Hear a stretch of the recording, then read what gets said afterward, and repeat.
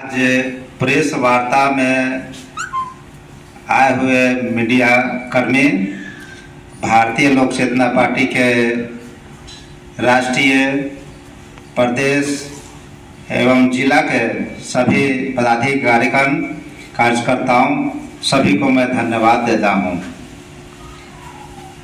पुरानी कहावत है कि हाथी के दो दांत होते हैं, एक दिखाने वाले और दूसरा खाने वाले।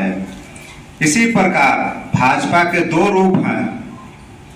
प्रधानमंत्री नरेंद्र मोदी जब चुनाव के समय आते हैं तो बोलते हैं कि मैं ओबीसी का बेटा हूं, परंतु सरकार में आने के बाद इन्होंने अग्रिम जाति को 10% आरक्षण देने का काम करते हैं और 33% आरक्षण महिलाओं के लिए दिया, जो अभी स्वर्ण महिला को ही लाभ मिल रहा है। ओबीसी, एससी, एसटी महिला उससे वंचित रह जाएगी। और इसी में भारतीय लोक चेतना पार्टी का कहना है कि आज़ादी के बाद से भारत की जनसंख्या 37 करोड़ थी। उस समय विधानसभा, लोकसभा, राज्यसभा और विधान परिषद ये सब में सीट उसके जनसंख्या के अनुसार से सीमित था, लेकिन अभी 2023 में जनसंख्या 140 करोड़ हो गया है। तो 140 करोड़ जनसंख्या हो गया है तो उसके अनुसार से विधान परिषद, विधायक, लोकसभा, राज्यसभा ये सब का संख्या बढ़ाया जाए। जैसे अब दूसरे समय 450 के आसपास में था और अभी कम से कम 2200 सीट करना चाहिए, तभी जाकर के बराबर समीकरण होगा कि सभी लोग बराबर उसका अधिकार मिल पाएगा।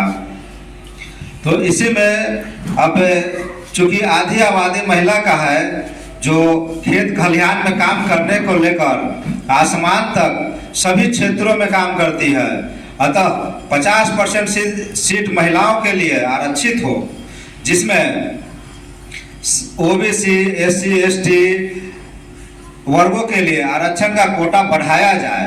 सर थोड़ा सा रोकना चाहेंगे, जैसे कि तो इसमें आप ओबीसी, एसटी के लिए कुछ अलग डिमांड करने जा रहे हैं कि जो नरेंद्र मोदी 33% देंगे उसी को से आप संतुष्ट हो जाइएगा? उससे तो हम लोग संतुष्ट नहीं है। 33% आरक्षण जो दे रहे हैं उन्होंने स्वर्ण अग्रिम जाति के लिए दे रहे हैं। ओबीसी, एससी, एसटी के लिए वो आरक्षण से कोई मतलब नहीं है, उसको उसका लाभ नहीं मिल पाएगा। तो उसके लिए भारतीय लोक चेतना पार्टी का कहना है कि 33% जो भी मिल रहा है उसमें 50% आरक्षण दिया जाए। और 50% आरक्षण जो है खेत खलिहान में जो काम करने वाले महिला लोग हैं, आसमान में जो काम करने वाली महिला है, उसके लिए कम से कम 50% आरक्षण दिया जाए, तब जाकर के उसका लोकसभा, विधानसभा, विधान परिषद, सरकारी, गैर सरकारी संस्थाओं में उनका भागीदारी अच्छा ढंग से मिल पाएगा। तो आरक्षण का किस तरह का रोस्टर चाहते हैं आप? आरक्षण का रोस्टर होगा कि जैसे 35% ओबीसी के लिए और एससी, एसटी के लिए, पिछड़ा वर्ग के लिए 30%, एससी, एसटी के लिए 25% और विधायक संस्थाओं एवं सेवाओं में आरक्षित किया जाए।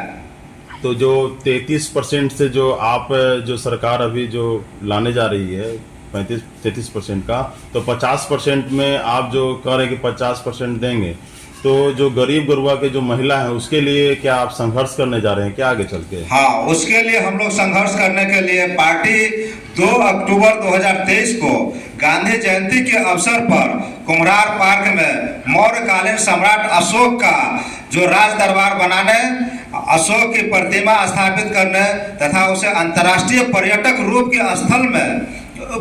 स्थल के रूप में विकसित करने के लिए सत्याग्रह आंदोलन 2 अक्टूबर से हम लोग 3 फरवरी तक चलाएंगे और 4 फरवरी को कुम्हरार के पार्क में वो अशोक सम्राट का मूर्ति का स्थापना करेंगे, वहीं सत्याग्रह को समापन होगी। जैसा कि हम सुने कि उसका कुछ नाम बदलने का भी कुछ आप लोग उसका निर्णय लिए हैं। हाँ, उसका नाम बदलने का निर्णय हम लोग भारत सरकार से मांग है कि जैसे कुम्हरार पार्क है तो उसको पाटलिपुत्र राज दरबार रखा जाए और उसमें 80 स्तंभ का जो राज दरबार पहले अशोक सम्राट का जो था उसको मिट्टी से ढक करके उसको पार्क बनाने का काम किया जा रहा है।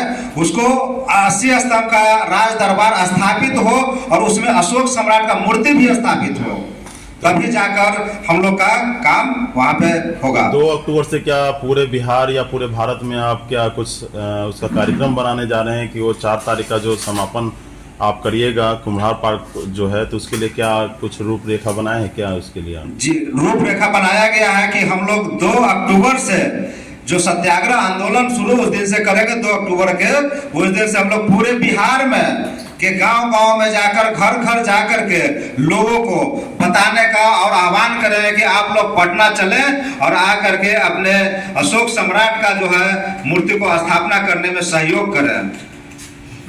और पार्टी के बारे में सर और कुछ आगे कुछ कहना है विस्तार के बारे में? पार्टी का उसी सत्याग्रह आंदोलन में हम लोग चलेंगे तो उसी में पार्टी का विस्तार भी होता जाएगा और सब काम हम लोग उसमें करते जाएंगे। धन्यवाद। सुभाष कुमार, भारतीय लोक चेतना पार्टी राष्ट्रीय अध्यक्ष। धन्यवाद सर। धन्यवाद।